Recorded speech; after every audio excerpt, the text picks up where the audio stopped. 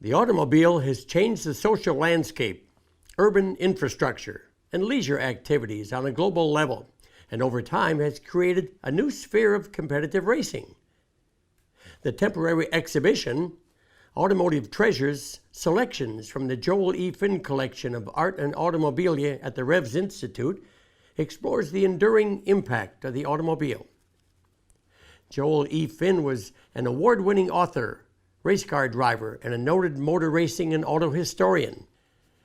Joel Finn raced for 55 consecutive years at Watkins Glen and on many other tracks around the United States and Europe. He was known for tracking down, acquiring, researching, restoring, and even racing the legendary Mercedes W154 and the Maserati 8CTF. His work and the collection has enabled auto connoisseurs and historians and future collectors to research and understand the significance of the automobile.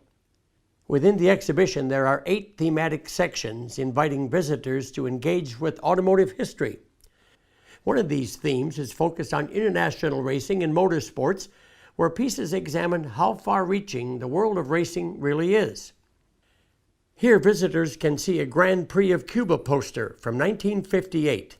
The Cuban Grand Prix was only held 3 times, in 1957, 1958, and 1960.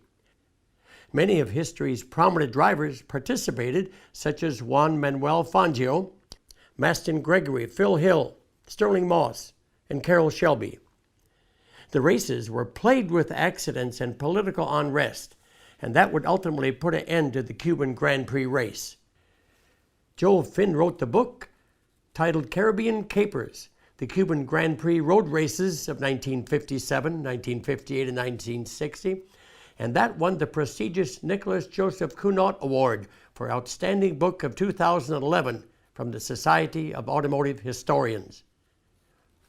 Also within the World of Racing section is a Monaco Grand Prix poster from 1960. The Monaco Grand Prix was first held in 1929 and is considered by many to be one of the most important and prestigious auto races in the world. Alongside the Indianapolis 500 and the 24 Hours of Le Mans, it forms what's known as the Triple Crown of motorsport. A tight street course with twists and turns, elevation changes, and even a tunnel. There's very little opportunity for overtaking, and it's an extremely difficult circuit to master. And according to some, if the course wasn't already on the Formula One schedule, it wouldn't be allowed today due to safety reasons. The winner of the 1960 Monaco Grand Prix was British racing driver Sterling Moss. As visitors continue throughout the exhibit space, they will also explore road racing in the United States through the lens of the William K. Vanderbilt Jr. Cup race. Created by 26-year-old William K. Vanderbilt Jr., the race was created to inspire innovation within the United States auto industry. The William K. Vanderbilt Jr. Cup race was the first major international road race held in the United States. And this early 1908 poster allows us to explore the intriguing story of this American race.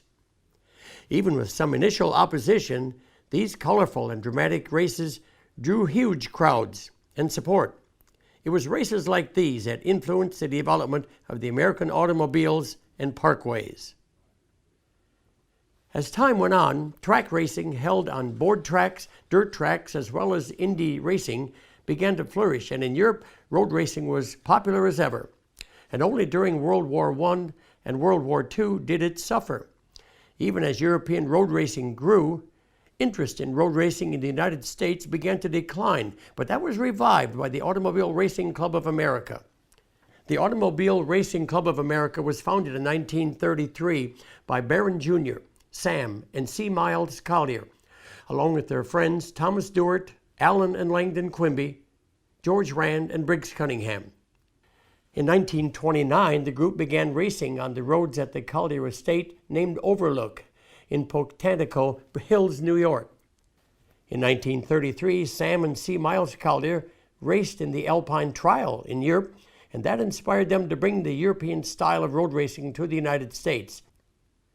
In our section focused on Automobile Racing Club of America, also known as ARCA, we see a racing circuit map from 1934. In the early years, ARCA racing was held at a variety of informal venues, such as the Allen Bemis Estate in Wayland, Massachusetts, which is displayed in the exhibition. With many races held on roads and circuits like that of the Allen Bemis Estate, ARCA found great success.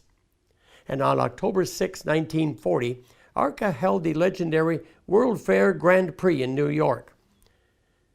Largely due to World War II, this was ARCA's final race. Reinventing the sport, ARCA revived amateur road racing in the United States. Through this exhibition, the Revs Institute gives a glimpse into not only the collection of Joel Finn, but enables art lovers, automobilia collectors, and auto historians to explore the vast and the varied history of the automobile.